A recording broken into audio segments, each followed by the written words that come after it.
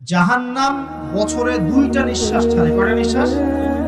একটা নিঃশ্বাস গ্রীষ্মকালে যখন প্রচন্ড দাবদাহ চলে, ওইটা হচ্ছে জাহান্নামের নিঃশ্বাসের ফসল। ওই প্রভাবে পৃথিবীতে এরকম তাপদাহ চলে। এই সায়েন্স বিশ্বাস করবে? করবে না। ওর বিশ্বাসে আমার যায় আসে না। আল্লাহ পাক বলেছেন সত্য, রাসূল বলেছেন সত্য। আরেকটা হচ্ছে শীতকালে যখন প্রচন্ড ঠান্ডা, তখন শীতকালে জাহান্নামের এমন একটা জায়গা আছে যেটা কিন্তু শীতল জায়গা। জাহান্নামের পুরো জায়গাটাই কিন্তু আগুন নয়, এমন জায়গা আছে যেটা কি শীতল। ওই শীতল অংশ শ্বাস ছাড়লে এই যে পৃথিবীতে সেই এই শীতের একটা প্রভাব চলে আসে, প্রচন্ড ঠান্ডা শীতের প্রভাব চলে আসে। এটা হয়তো অনেকে বিশ্বাস করবে, ভুল মনে করবে যে ধর্মান্ধ কথাবার্তা। হাদিসে আছে নবী সাল্লাল্লাহু আলাইহি ওয়াসাল্লাম বলেছেন, কে সত্যবাদী? এই পুরো সভ্যতার রাসূল সাল্লাল্লাহু আলাইহি ওয়াসাল্লাম।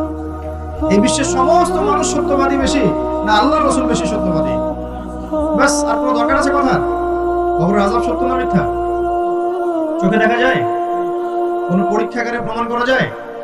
তাহলে পশ্চিমারা যে বলে পরীক্ষা নিরীক্ষা পর্যবেক্ষণ ছাড়া কোনো জ্ঞান নেওয়া যাবে না, তাহলে কি হবে? এই যে শিক্ষা ব্যবস্থা দাঁড়িয়ে আছে এখনকার এই দর্শনের উপরে, পরীক্ষা নিরীক্ষা পর্যবেক্ষণ চাক্ষুষ না দেখা পর্যন্ত কিছু বিশ্বাস করেন। যদি বিশ্বাস করেন তখন আপনাকে বলবে ধর্মান্ধ হইবে। কি বলবে?